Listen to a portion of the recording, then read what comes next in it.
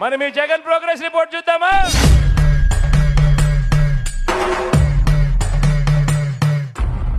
చూడాలని ఉందే.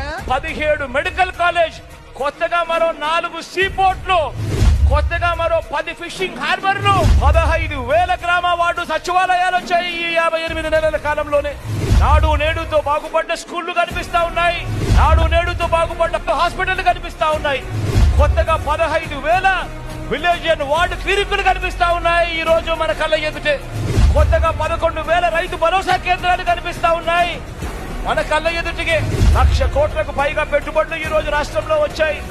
కొత్తగా భోగాపురం ఇంటర్నేషనల్ ఎయిర్పోర్ట్ వాయువేగంతో ఈ రోజు పనులు జరుగుతా ఉన్నాయి.